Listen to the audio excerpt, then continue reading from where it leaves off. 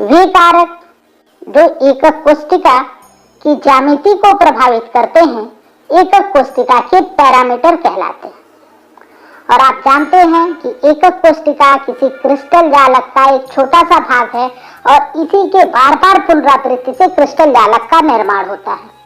तो यदि एकक कोशिका की ज्यामिति प्रभावित होगी तो साथ साथ क्रिस्टल की भी ज्यामिति प्रभावित होगी, क्योंकि मैंने पिछले वीडियो में आपको बताया था कि किसी क्रिस्टल के सभी गुणों को प्रदर्शित करती हैं उनकी एकक कोशिकाएं। तो एकक कोशिका की ज्यामिति प्रभावित होने पर क्रिस्टल की भी ज्यामिति प्रभावित हो जाएगी, इसलिए मैंने ब्रैकेट में यहाँ पर क्रिस्टल भी लिख दिया है। तो अब हम पढ़ें तो हम कहेंगे वे कारक जो एकक कोशिका या क्रिस्टल की ज्यामिति को प्रभावित करते हैं एकक कोशिका के पैरामीटर कहलाते हैं।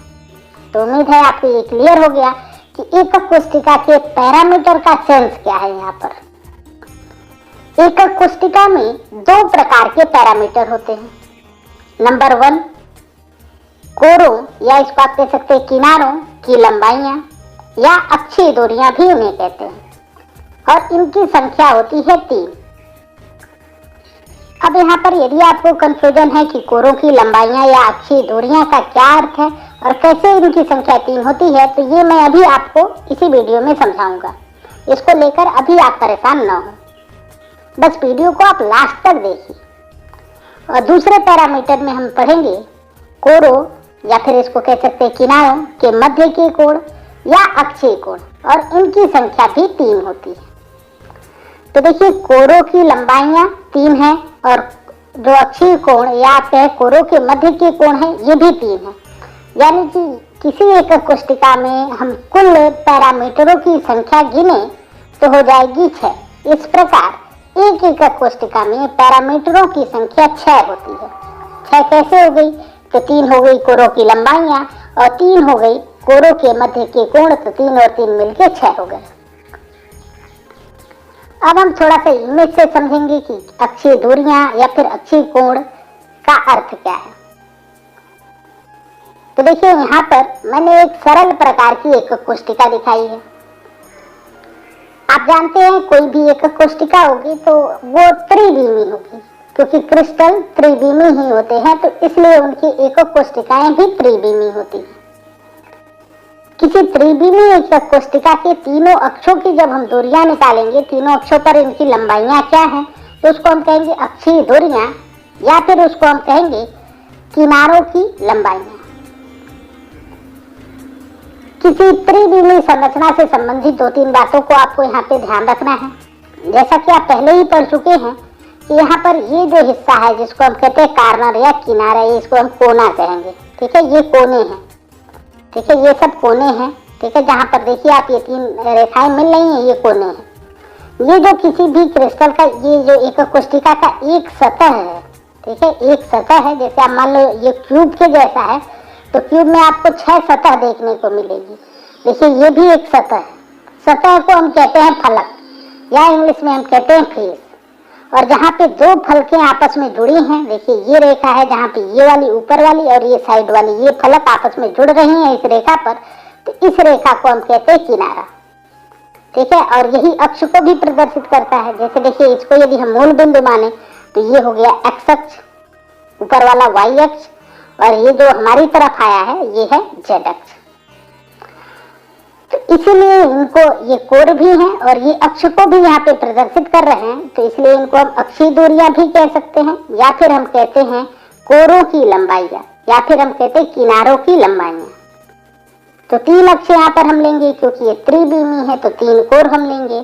तो देखिए एक कोण है ए, जिसकी लंबाई को हमने ए लिया है यहाँ पर, दूसरे कोण की लंबाई को बी रखेंगे और तीसरे कोण की लंबाई को सी रखेंगे।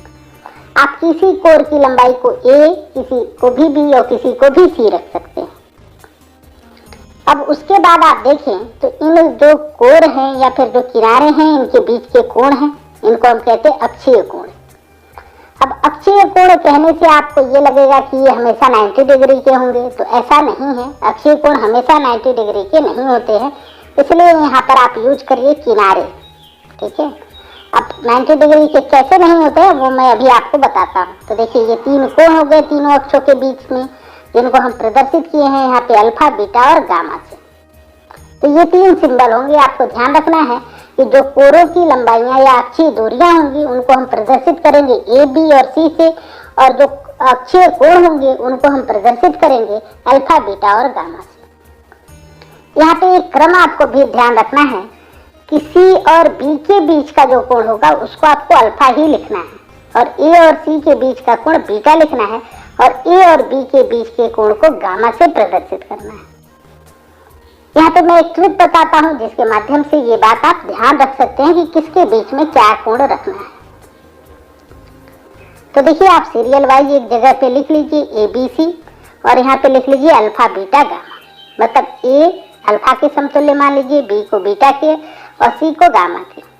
आप ऐसे सीरियल वाइज लिख लीजिए। अब देखिए, यहाँ पर हम बात करेंगे बी और सी के मध्य के कोण की।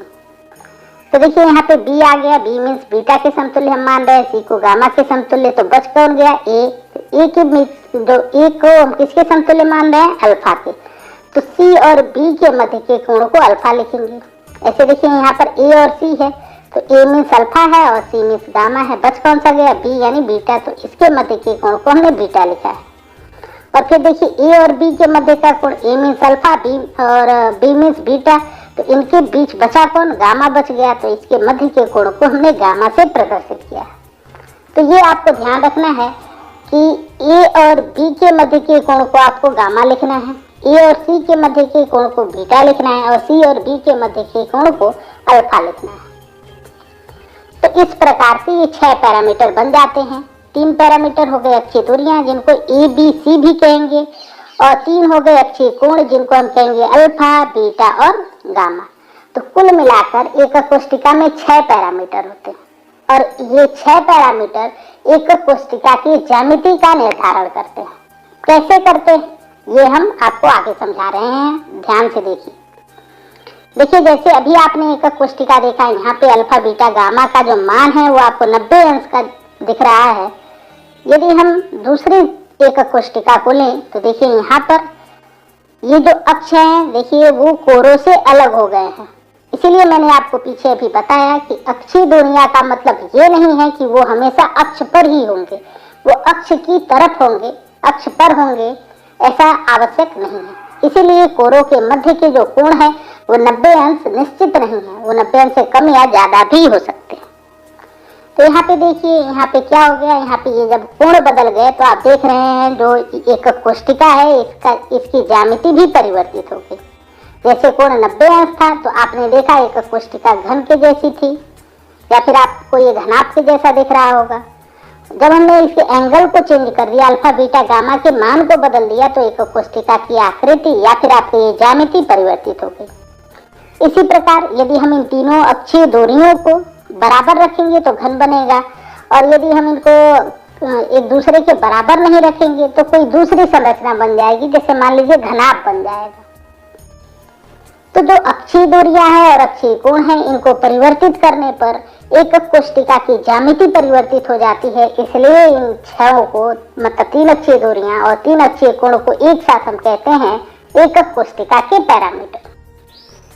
उम्मीद है आपको बात क्लियर हो गई होगी। अब इन पैरामीटर्स का महत्व हम लोग आगे पढ़ेंगे। तो देखिए, अभी हमने पढ़ा कि जो कोरे या फिर किनारे हैं उनकी लंबाइयां 3 होंगी, और जिनको हम लिखेंगे ए, बी, सी, और जो अक्षीय कोण हैं जिनको आप कहेंगे कोरों या किनारों के मध्य के कोण, वो भी 3 हैं, और इनको आप प्रदर्शित करेंगे अल्फा, बीटा और गामा से, जैसा कि आपको इस इमेज में भी दिखाया गया है। अब बात करें इन पैरामीटर्स का महत्व क्या है। इन 6 पैरामीटरों के आधार पर क्रिस्टल जालक को 7 वर्गों में विभाजित किया जाता है। तो आप जानते हैं कि जब किसी क्रिस्टल के या फिर क्रिस्टलीय ठोस के, मैंने आपको बताया था कि क्रिस्टल में या फिर क्रिस्टलीय ठोस ही सेंस है, तो जब किसी क्रिस्टलीय ठोस के एकक कोष्ठिका की ज्यामिति परिवर्तित होगी पैरामीटर के आधार पर, तो उस पूरे क्रिस्टल की जो लैटिस संरचना है, जिसको आप कहते हैं क्रिस्टल जालक है, वो भी परिवर्तित हो जाएगा, क्योंकि एकक कोष्ठिका क्रिस्टल के सभी गुणों को प्रदर्शित करती है। जब एकक कोष्ठिका परिवर्तित होगी तो पूरा क्रिस्टल जालक ही परिवर्तित हो जाएगा। तो यहाँ पे जो 6 पैरामीटर हैं, इनके बार बार बदलने से अभी तक हमको 7 प्रकार के क्रिस्टल प्राप्त होते हैं। जो हमको ज्ञात है वो 7 प्रकार के क्रिस्टल हैं, और इन 7 प्रकार के क्रिस्टलों को हम कहेंगे 7 प्रकार के क्रिस्टल तंत्र। तो हमने बताया कि एकक कोशिका के 6 पैरामीटर हैं। इन 6 पैरामीटरों के मानों को बदलने पर एकक कोशिका की ज्यामिति परिवर्तित हो जाएगी, और एकक कोशिका की ज्यामिति के आधार पर क्रिस्टल जालक परिवर्तित हो जाएगा। अर्थात कि एकक कोशिका के पैरामीटरों के आधार पर क्रिस्टल जालक को 7 भागों में विभाजित किया जाता है, और इन 7 भागों को 7 क्रिस्टल तंत्र या इंग्लिश में हम कहें क्रिस्टल सिस्टम कहते हैं। तो आज की वीडियो में बस इतना ही हम पढ़ेंगे। अगली वीडियो में हम डिस्कस करेंगे कि किस क्रिस्टल सिस्टम के लिए, यहाँ पे जो 7 क्रिस्टल सिस्टम आप पढ़ रहे हैं, क्रिस्टल तंत्र देख रहे हैं, उनके लिए 7 नाम होंगे और उनके 7 के अलग अलग गुण होंगे जो आपको अलग से याद रखने हैं। तो अगले वीडियो में हम लोग बात करेंगे कि 7 प्रकार के क्रिस्टल तंत्र क्या हैं और उनमें पैरामीटर किस प्रकार से परिवर्तित होते हैं, और साथ साथ हम प्रत्येक क्रिस्टल तंत्र के उदाहरण को भी देखेंगे। तो उम्मीद है कि आज की वीडियो आपको समझ में आएगी, आज की वीडियो आपको अच्छी लगेगी, पसंद आएगी। वीडियो यदि आपको पसंद आती हो